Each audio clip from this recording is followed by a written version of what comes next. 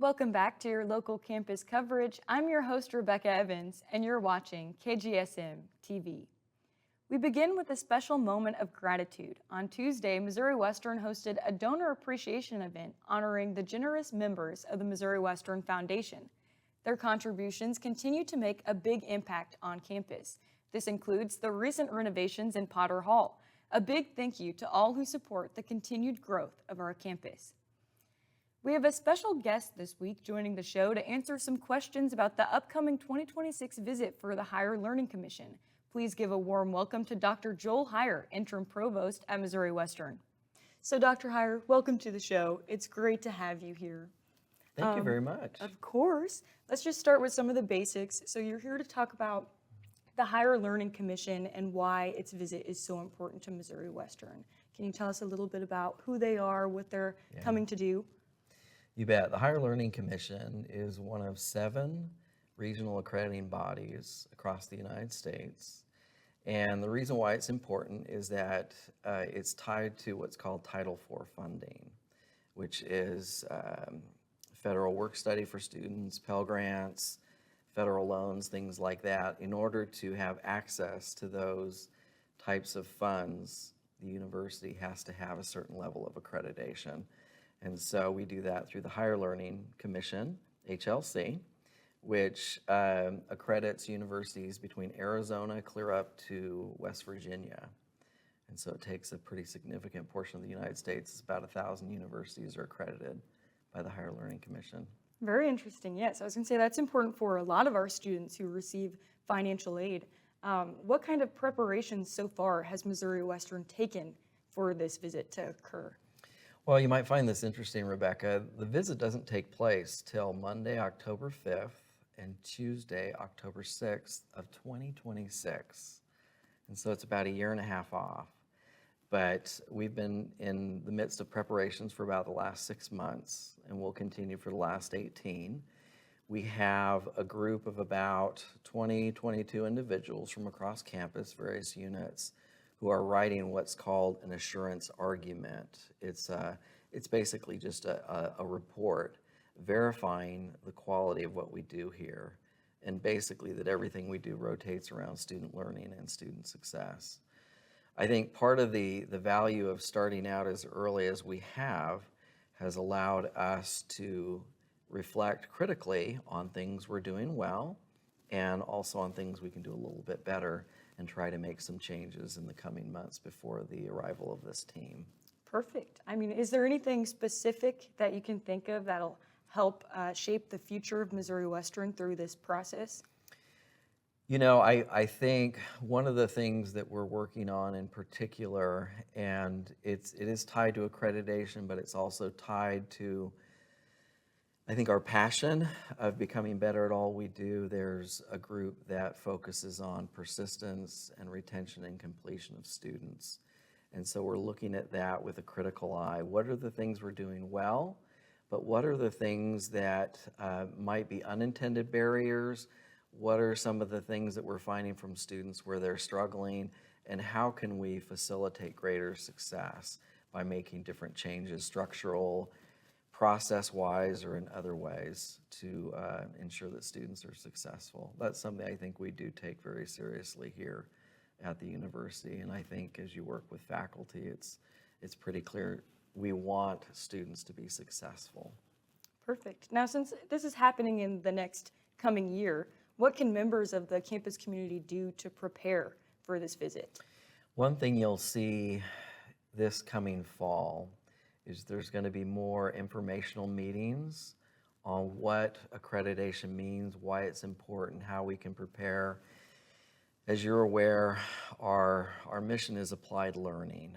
I mean, we live and breathe applied learning. In fact, it was the reason why I applied for the dean position about 6 years ago, is I just fell in love with what Missouri Western was doing, and I wanted to be a part of it. And so I think we'll talk about that with faculty, with staff. I think there'll be some discussions with students. You know, what does applied learning mean to you? And do you feel that we're doing that adequately? And how can we do a little bit better? I can't think of a better example than what we're doing right now. But when you look at the different programs across the university, I continue to be dazzled at just the array and the breadth and depth of hands-on or applied learning experiences that we're engaging in with students. It's really rewarding. Perfect. Yeah, I was going to say we're all excited to see kind of the growth of Missouri Western and where Missouri Western goes from here. Is there anything else that you'd like to add about the process to speak to the students right now? I think, as we write this report, I wouldn't be surprised if we, for instance, have members of SGA take a look at the report, kind of get their feedback and the feedback of others. And so, when you create a report like that, it involves a lot of people, a lot of different perspectives, and just to make sure that it's one, that it's accurate, two, that it reflects truly who we are, and three, kind of gives us kind of a sense of where we're heading.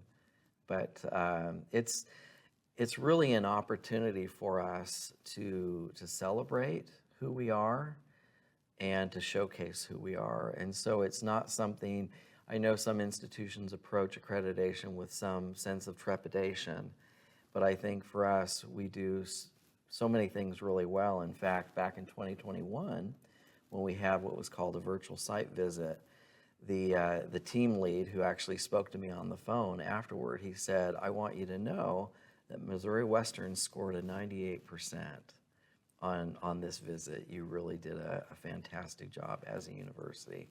And so that right now, that's so much for us to build on and to make us even better than we are right now. Exactly. Yeah, so that's very interesting. We're all excited to see the future of Missouri Western as we continue to grow. Thank you so much for your time and for being here, Dr. Hyer. We really appreciate it. Thank you for inviting me. If you're a history enthusiast, the library archives on campus are a hidden gem worth exploring. Though currently kept under lock and key, access is available by request through Sally Gibson. I had the chance to sit down with Sally and take a closer look at some of the oldest books and artwork housed right here at Missouri Western. Here's what I discovered. The Missouri Western State University Archives continues to serve as a treasure trove of historical artifacts and documents. Among its vast collection is a particular special focus on the Runcie Club, a women's organization that has played a pivotal role in the community for over a century. So they'll have their yearbook. This has the bylaws. And then, so this is the yearbook. And they give a scholarship to Missouri Western students. And so there's one of the Runcie Club scholarships, and they give a scholarship every year to 2 or 3 students. Although the Runcie Club is not the newest addition to the archives, its presence among other historical treasures, including rare books, old manuscripts, and documents spanning centuries, showcases the depth of the university's commitment to preserving the area's history. For more information on accessing the Runcie Club's materials or to learn more about the archives, visitors can contact Library Director Sally Gibson. This week's Faculty Spotlight is on Miss Garrison, a respected voice on campus known for both academic excellence and student support. Kylie Leach brings us a closer look at Miss Garrison's work and the impact she has made in the classroom. People can learn. Okay, that's my bottom core belief, that people can learn and that they learn in different ways. As the director for the Center for Academic Support for nearly 10 years, Susan Garrison has dedicated herself to helping students to reach their full potential. She is passionate about education and believes anyone can succeed with the right support. I started here in 2011 as a content tutor coordinator at the Center for Academic Support. Corla Dawson, who was the director then, is the person who hired me. And I just love what we do here. I'm passionate about just helping students build their academic confidence. And it's something that all of our team is passionate about. Susan enjoys her job because she knows she is making an impact in people's lives. I like what I do because I know that I am making a difference in student lives every day. And to me, that's very rewarding. I have one of the best jobs on campus. I get to work with our tutors who are awesome, and they're smart, and they're engaged, and they're funny. And I also get to work with students who struggle, who, we see that light bulb moment, and they're like, oh, wow, I get it. And so those are, two sides that I just get the best job on campus because of that. Taylor Wagers was a student at Missouri Western when Susan was still the writing coordinator for the center. She has a unique relationship with Susan, working underneath her as a student before assuming her position as content coordinator this most recent school year. As a student, Susan has always been kind of very welcoming. I never felt apart from the group. It was almost like a family at the CAS. Everybody's kind of close-knit. I always just felt like she was a good, guidance kind of a person. She was there for any questions I had with writing. She was there for any questions I had just with life, I suppose. Just overall, a really good supervisor. Susan is a mentor to her students and someone her peers can look to for support, as she often carries words of wisdom for those who listen. You are never too old to try something new. You're never too old to learn. If you have always wanted to go live in the Caribbean and hang out on the beach, you are not too old to do that. Be sensible, take a vacation, take a vacation and see if you're going to like it first. To me, it's important to live with integrity is probably my biggest thing, to live with integrity and to be respectful of all people. But it's never too late to do what you want to do with your life. You have control of it, and you're the one who gets to decide what you're going to do. And that's the way it is.